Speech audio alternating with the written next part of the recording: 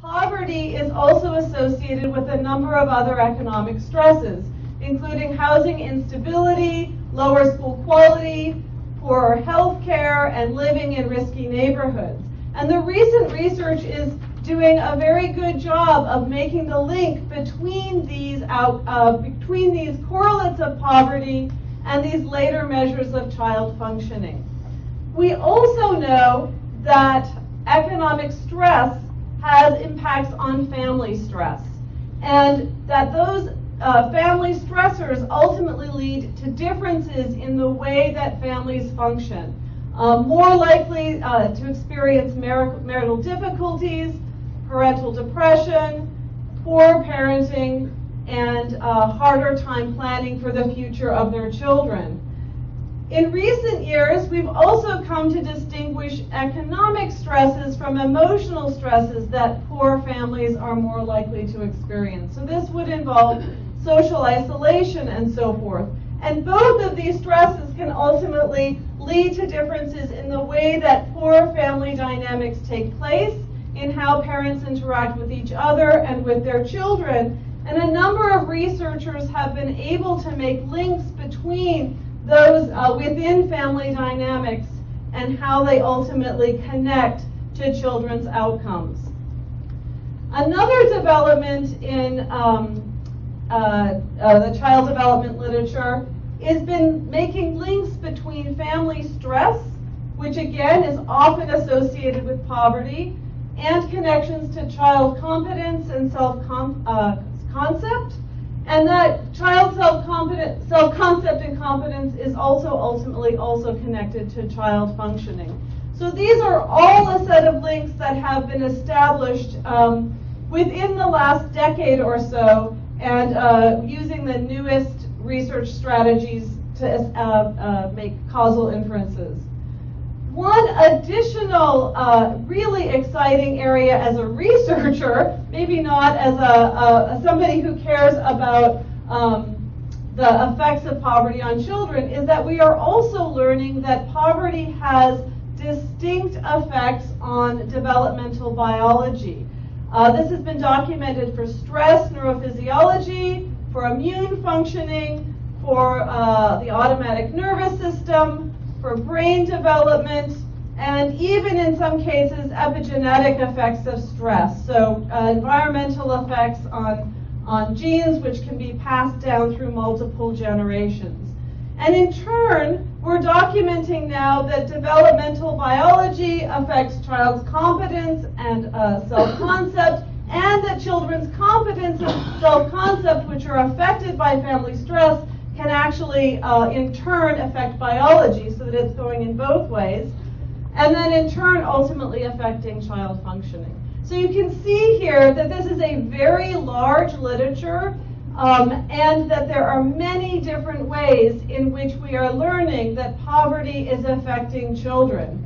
This may in turn cause a lot of us to feel pretty dismal about what we can do about that. So let me talk about whether or not, I feel like I've missed a slide too. I'm sorry. I have missed a slide. No, I haven't. You're good. Okay, sorry. So all of these hurdles that poor children face may make us a little concerned about whether there's anything that we can actually do. And I want to convey some good news on that front as well. So the first thing I wanted to just remind you of is that the literature in economics, which has been harnessing these big administrative data sets and using experiment-like methods, has made very clear that both that policies that increase income to families do make a difference to children in the long term. We may not understand exactly what path those income supplements are using in order to make those differences, but they do make a difference. Given the current climate about raising income supplements to children, we'd like to know that there are some other ways that we might be able to improve poor children's life chances. And there too, I think there is some promising news.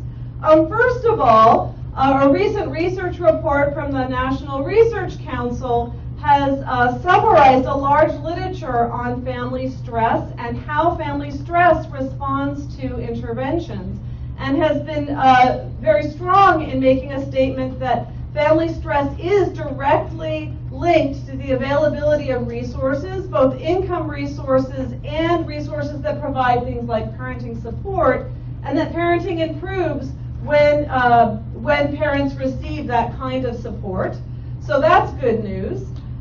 We also know, not specifically from research done with respect to poor children, but looking at children overall, that children's expectations and aspirations and willingness to work hard are malleable. In other words, they respond to interventions, especially when those interventions involve school and home support.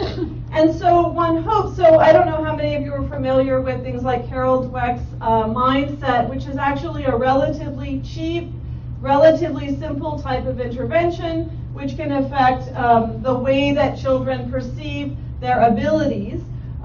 It would be great if we could try to incorporate some of these types of interventions into poor children's lives as well. And then finally, we're also learning that from just a few studies, we're sort of on the cusp of this research, that carefully designed interventions show that biological systems that are being disrupted by chronic stress associated with poverty can be normalized over time. So there really is some hope here, and that leads me to the policy implications. So first of all, I think the existing research certainly suggests that current expansion of current safety net programs will benefit children and reduce the intergenerational transmission of poverty. Secondly, because of the malleability of early psychological and biological growth, particular attention in early childhood is warranted. There's also a lot of evidence that two-generation interventions can be helpful in addressing both parental and child needs, and that child-centered interventions that recognize the sort of under-the-skin biological as well as behavioral consequences of economic insecurity are likely to be very helpful. So where does this leave us with respect to future research? The first thing is that we now know that poverty really does have a causal effect on children's outcomes and chances of escaping poverty in adulthood. But we don't yet know which children benefit the most from income supplements or which benefit the most from other safety net programs. We'd like to know who those children are and why they're the ones who benefit the most. We also have a lot to learn about when in children's development exposure to income boosts or other safety net programs, I said this the other way around, when does poverty have the most deleterious effects, or when would children be most responsive to program interventions?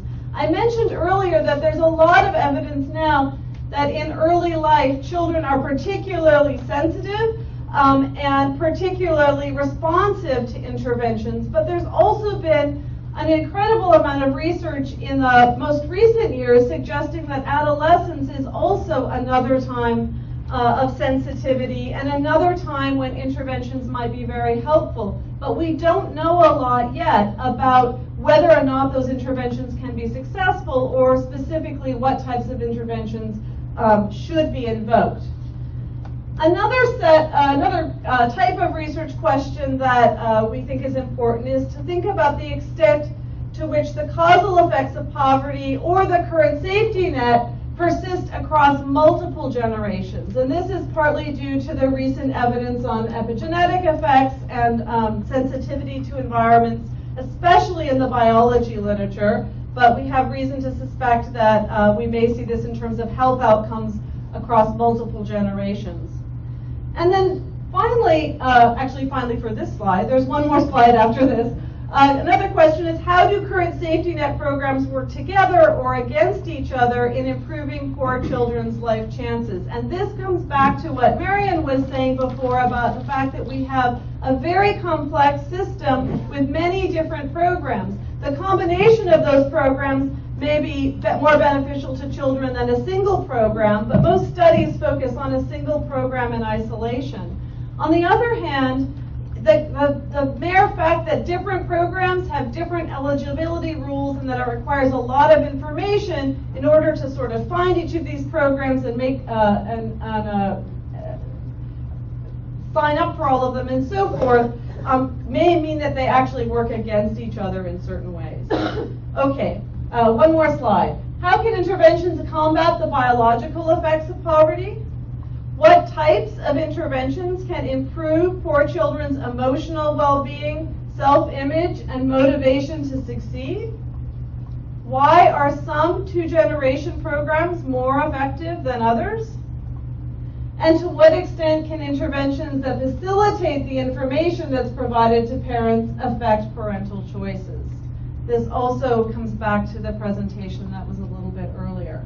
So that's where we think the next generation of research really needs to be if we want to learn more in order to be able to develop more efficiently provide a solid safety net to help children succeed in the future.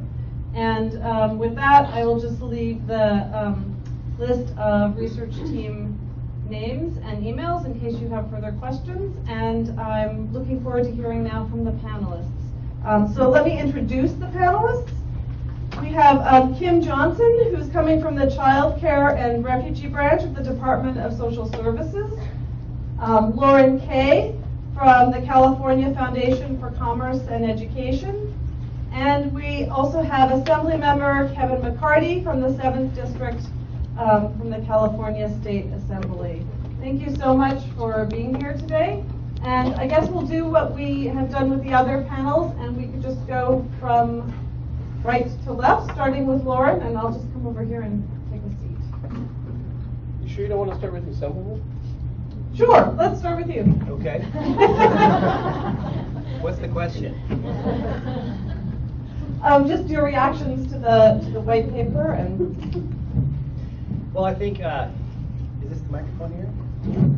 I think intuitively that's what many people in the public policy or across our city or state or nation believe that poverty has some extreme societal impacts on the outcomes of individuals in their student achievement, in their potential placement in social service costs, which has an impact on things like our state budget, and in general just their success in life, which people I think have a moral reaction to as well.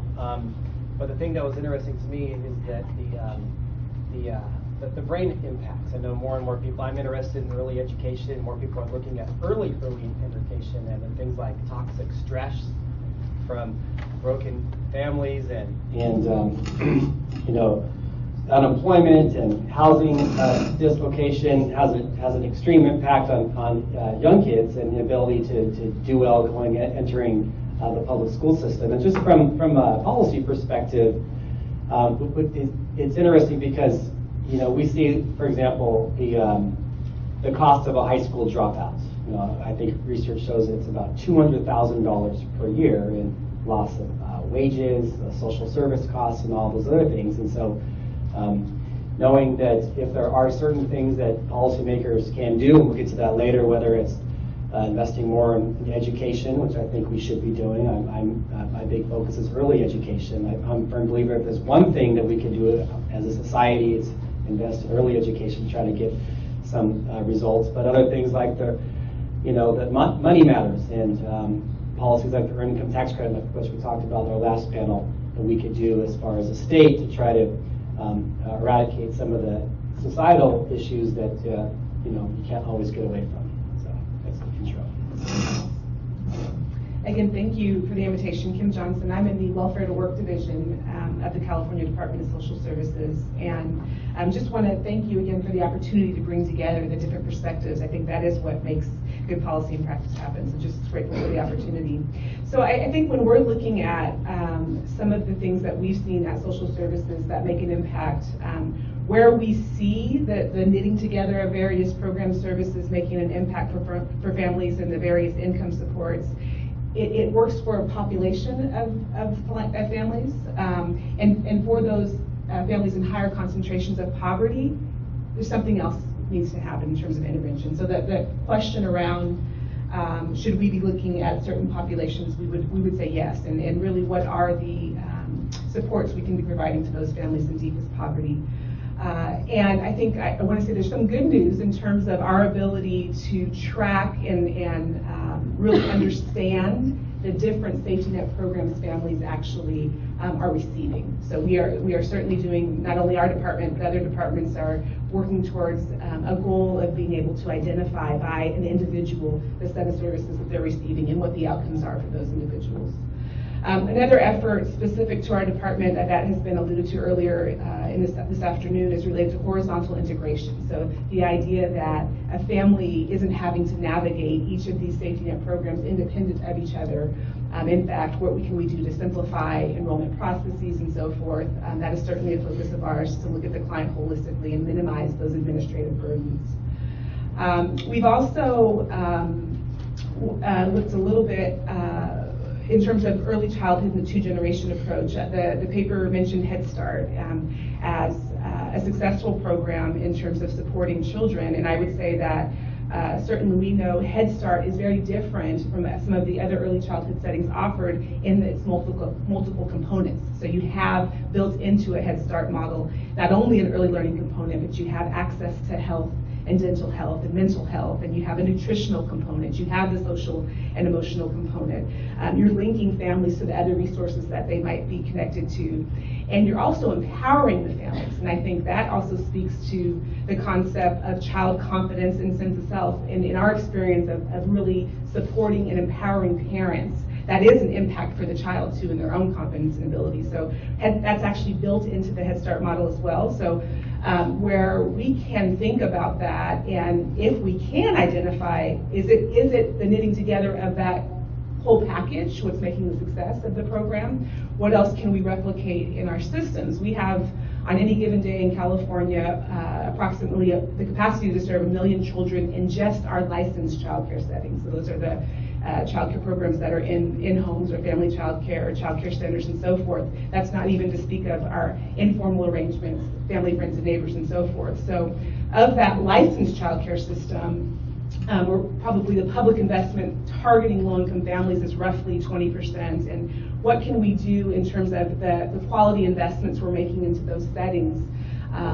to make sure that that investment is very targeted in terms of what we know works. And I think we have more to learn in terms of the specifics. And in any given early childhood discussion, if you say right now in California, how do you define quality in early childhood, you're likely to get a multitude of responses to that. So really thinking through with the research what we can understand about what truly is it parent-child interaction, what is it specifically that we can replicate in the other early childhood settings across California.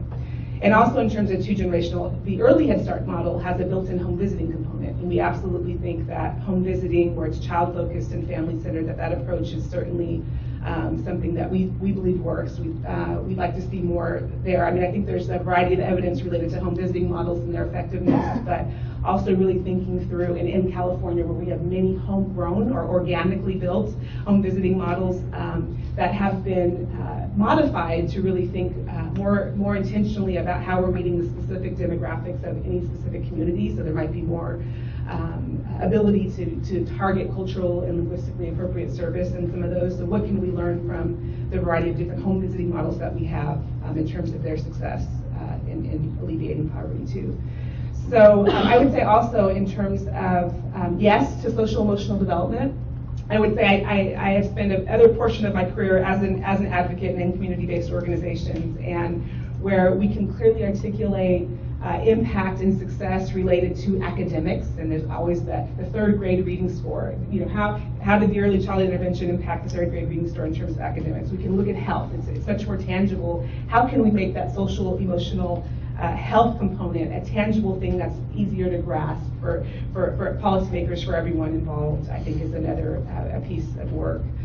And I guess I would say yes to the sensitive periods for adolescents. Frank Mecca earlier mentioned a lot of the reform that's happening in our child welfare system. So I think that's an opportunity to look more closely at the adolescence piece. The combination of services, which has been a theme, I think, of the last panel too. Yes, we want to study that more and see exactly what combination of services makes a difference. And then I would say there are some interesting opportunities to maximize in terms of the research in relation to generation. And for example, where a child is being served, which is a big portion of our children, low-income children, being served by a family friend or neighbor, or what we call an exempt provider, you actually have an opportunity to see what types of supports would help that exempt provider and the child at the same time in the same place. So I think that's an interesting group or population that could be maximized in terms of both the impacts there. So I'll stop there. Thank you. Good afternoon. I'm very pleased to be invited to participate, and I hope I can add some value to this panel. My organization is the think tank that's affiliated with California Chamber of Commerce. And most of the work that we do is in the business and economic area, just ranging from energy to education, healthcare, taxation, and we get at the child poverty issue very obliquely. So I'm not as directly versed in these issues as others, but this is something of great interest, and I read this study with great interest, and I'm going to, because my background is policy and policy implementation, I'm going to perhaps talk a little bit more about that than about the research that which I don't have the background to directly comment on.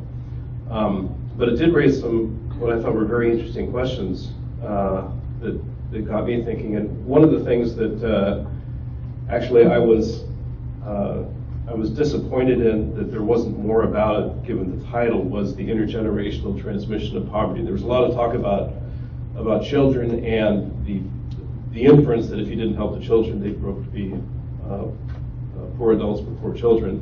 But the whole notion of generations of poor families in this country and in California is, you know, it's a transcendent issue that you know should really drive our policy thinking. And one of the things that where that took me was to sort of looking at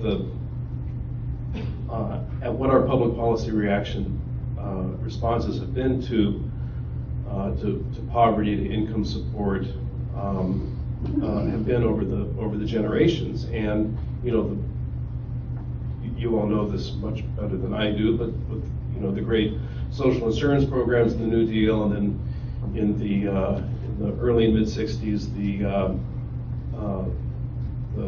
more familiar means-tested income support programs, and those have been around for a long time. And over that period of time, there has been an explosion of people who use and who are served by these programs. And it just, what I'm getting at is putting together the very, very large increases in the populations in, for example, the food stamp or the WIC programs or Medicaid, huge increases in populations, and put that up against one of your key findings, which I'm really interested in knowing more about, which is that the potential for reducing later government expenditures by investing in children today should be kept in mind when evaluating any program that is intended to improve children's lives chances, which is, you know, that's a fundamentally important policy consideration. And in several points during the discussion of this report, this research, you talk about cost-effective programs. I think they were the Medi-Cal, food stamps, earned income tax credit. There may be others. And I'm just trying to, so the first question that came to mind was reconciling what you're finding that these are useful, helpful, important, cost-effective programs that can reduce government costs over the long run, but at the same, and then implicitly, I guess, reduces the intergenerational transmission of poverty over the long run. But at the same time, during the life of these programs, we've had enormous growth in the uptake of these programs, and a fairly flat,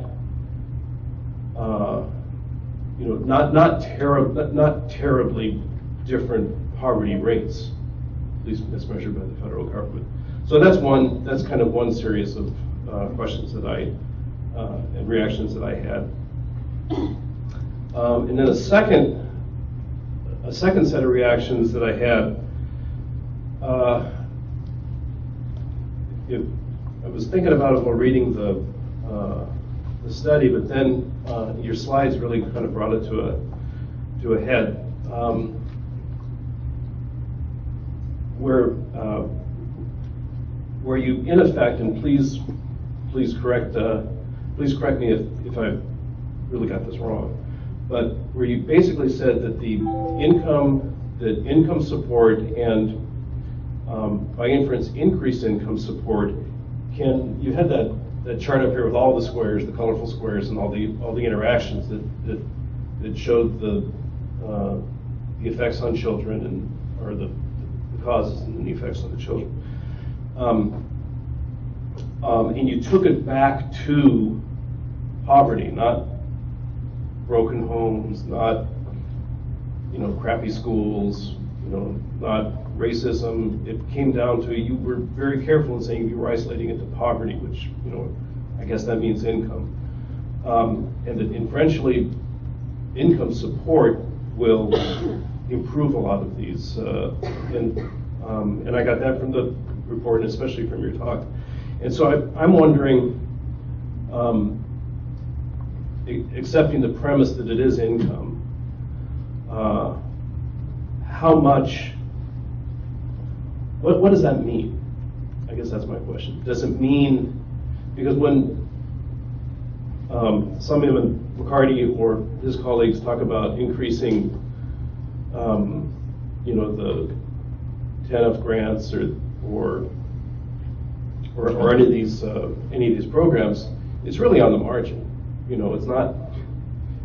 They're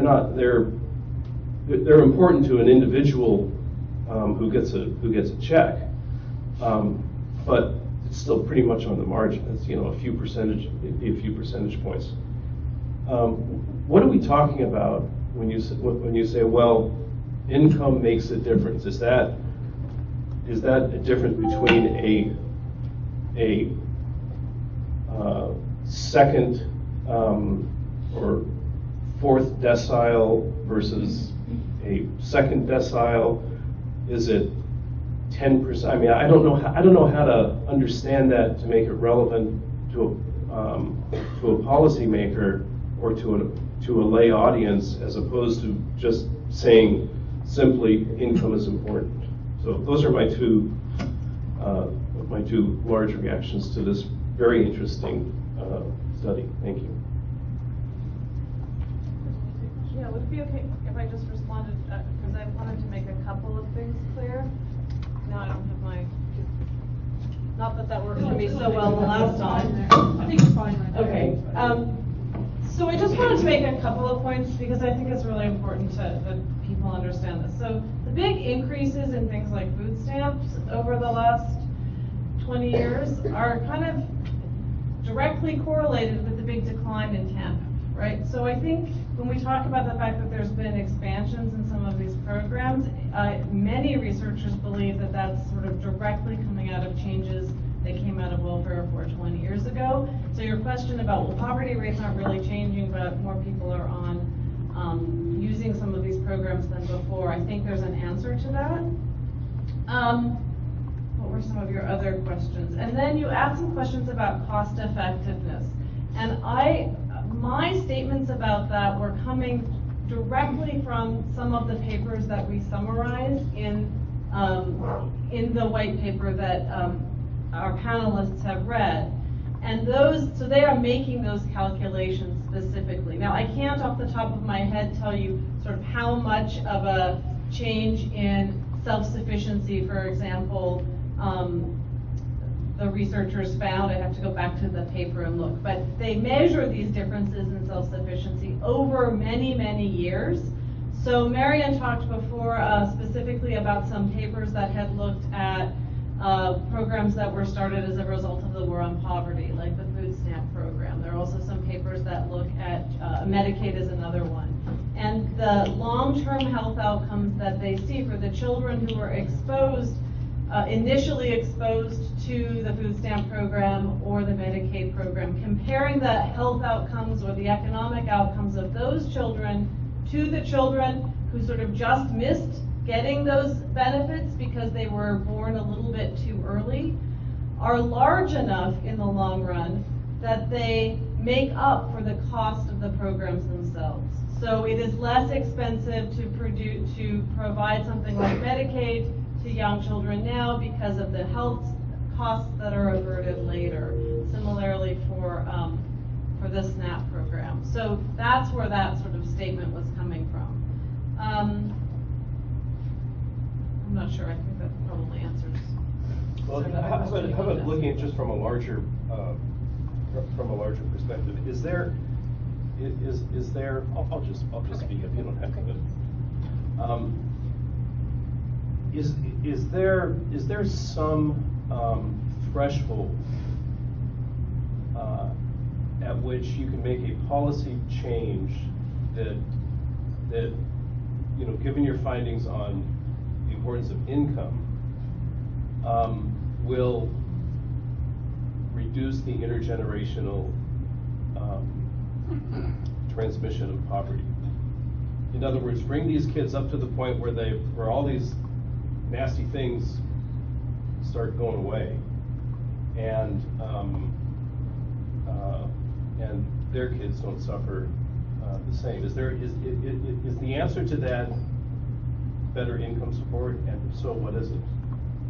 So I actually think to some extent, that's an important additional research question that I should have had up on my slide that has been going, that's been something we've been talking about, which is we know something about the impact of the food stamp program or the impact of the earned income tax credit program as those programs currently exist, or in some cases really as they existed at the time they were initially implemented. But we don't know a lot about how much more, if we were to increase SNAP by another X dollars per month, we don't know how much of a difference that would make. We can only extrapolate from what we know about these programs as they currently exist.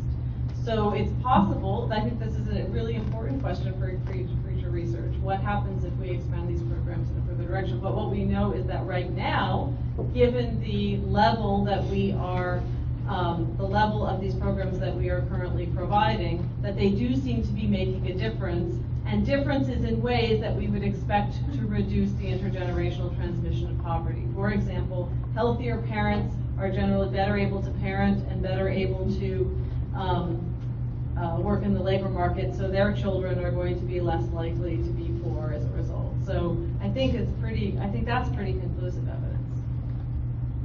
Anyway, we should probably open it up to other speakers. Yeah. The questions by the gentleman spurred a question from the researchers that I've had for some time.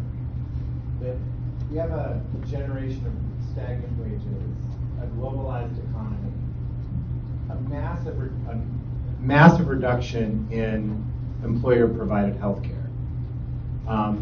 And the majority of people on the roles that you discussed that are growing work. They've got employers.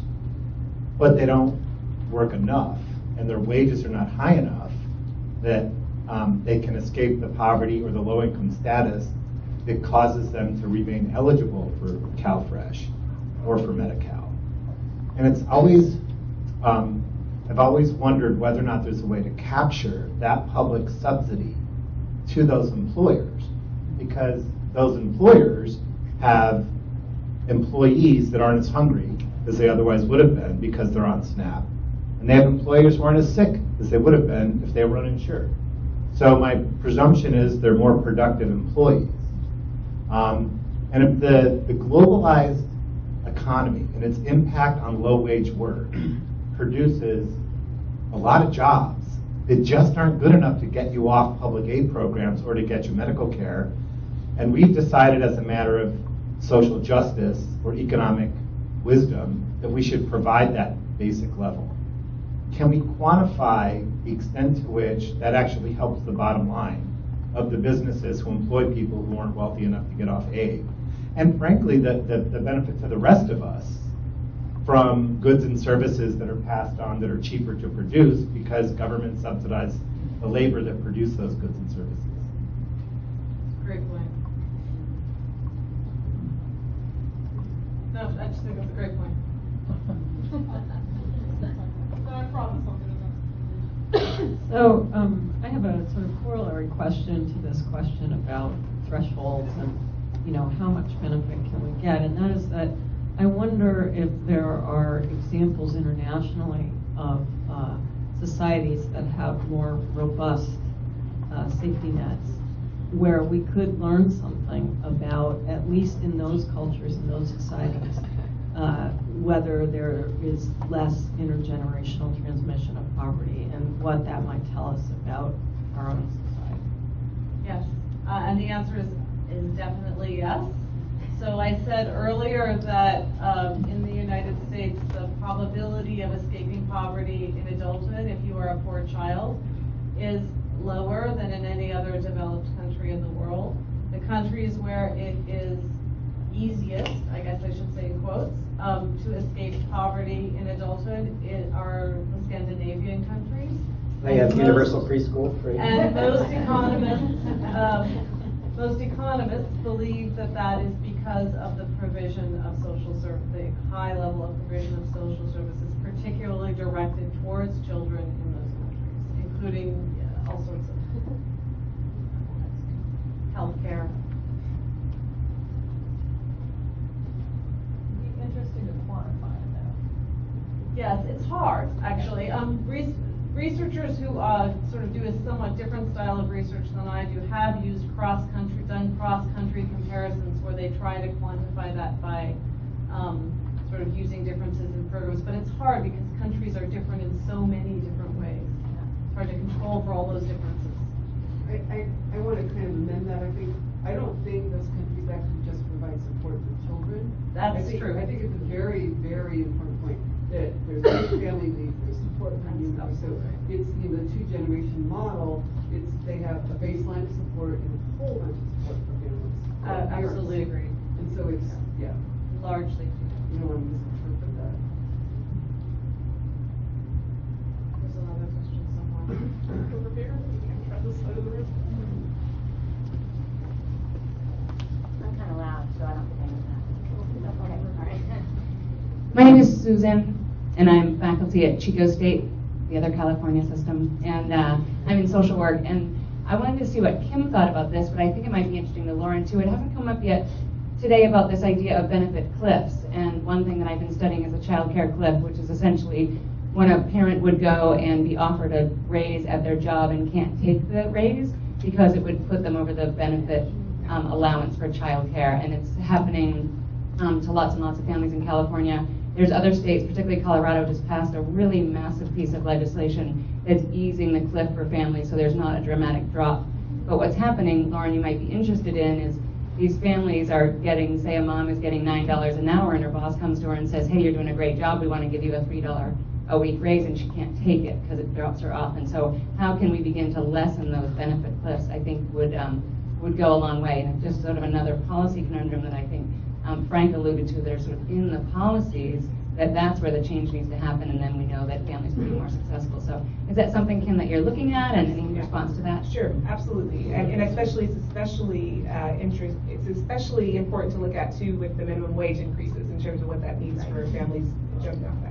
So yes, I mean we also call it gradual phase out of service, and In the childcare system, there is a system by which the state reimburses its rate to the childcare programs, and where the childcare provider is charging more than what the state reimburses, the parent has to pay the other portion. And so, thinking about the parent's contribution, but being realistic about what parents can afford is certainly important. There's an opportunity with the reauthorization of the Child Care and Development Block Grant or Child Care and Development Fund at the federal level that just occurred, that really is focused on looking at gradual phase out and requiring that, as well as things like 12-month eligibility policies that keep the family receiving the service in the best interest of consequences of the child in terms of what's child developmentally appropriate. So yes, but in terms of gradual phase out, that's something that we are continuing to look at for childcare specifically. And that's been an issue that we've been debating in the committee. I chair the budget subcommittee overseeing education finance from preschool childcare all the way through higher education. So during the recession, when we whacked preschool and childcare funding, essentially we changed the eligibility limit from I think 75% of poverty to about 70. And so there's two things there. From one, not just the minimum wage state one, but cities, San Jose, Oakland, and other coastal cities have had these great wage increases, and so people are not getting access. But also too, in areas where it's not just your wage, but in high cost of living areas where you may have a wage, but your poverty is great because of that. And so we're looking at adjusting that, dealing with your exact point. You wouldn't have that problem if, if an employer wants to give somebody a raise, then there should not be disincentives for taking it. That's ridiculous, and it's in part, I'm sure it has to do with there's a part of it is a rationing system by to ration the providers, because you only have so much money. One way to deal with that, it's not a great way, but it's got a lot of benefit to it, is the earned income tax credit, because that's my guess is that doesn't count as when you pay less in taxes or you get a refundable tax credit. My guess is that doesn't count against your income on the right, we call that earned income disregard. We have certain income that is disregarded. So I mean, it's just another argument for the earned income tax credit. But my guess is that unless there's a whole lot more money that goes into the system, you might do a sort of a phase out, but the phase out would probably start at a lower level. So it's more compassionate, but probably not going to help in the aggregate more people.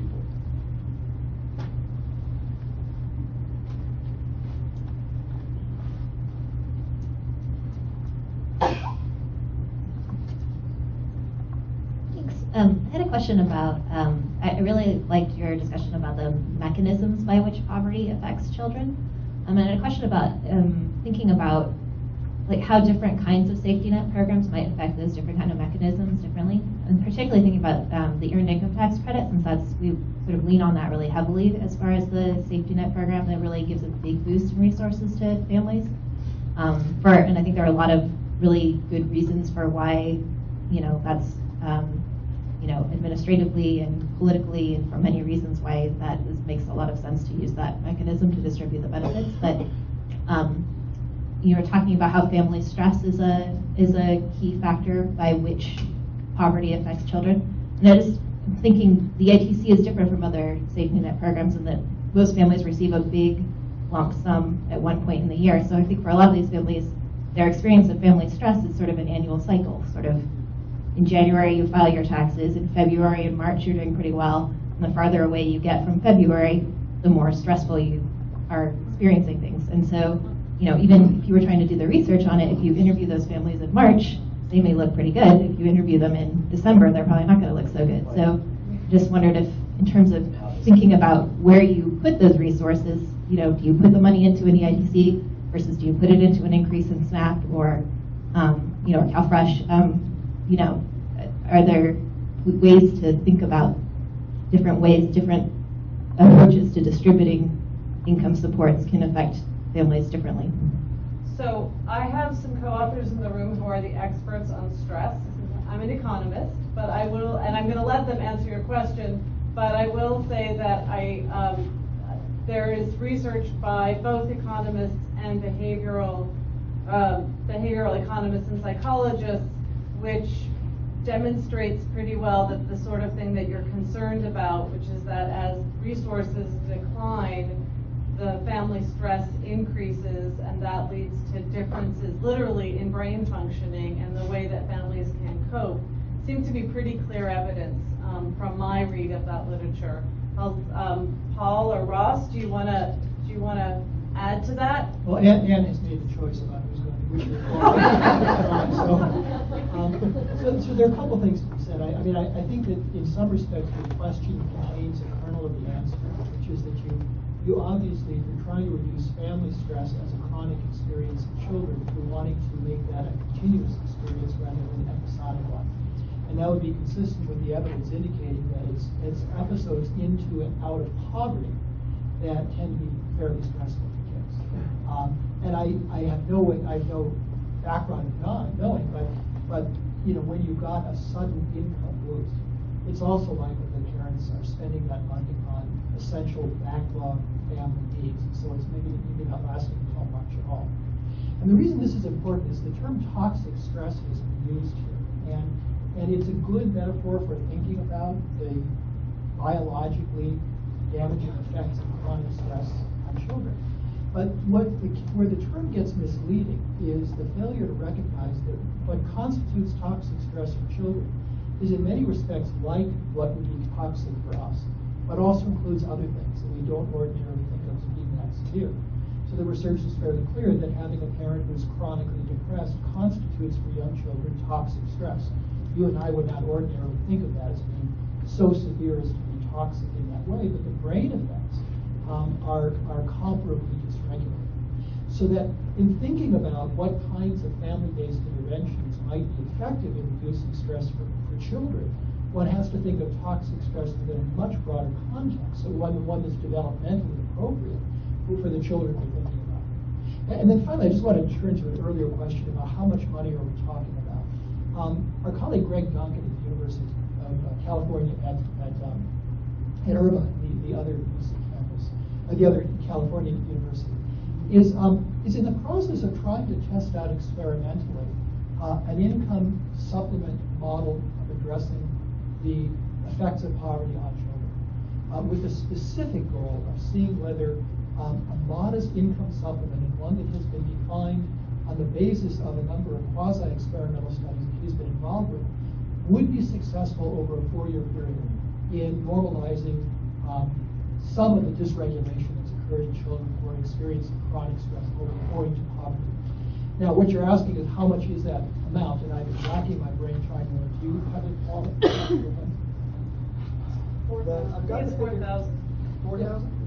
Yeah. I thought it was something like that too. I don't hold it to it. We've got our emails up here. Send it to me or to Paul, and we'll get the exact amount. But it was surprisingly modest.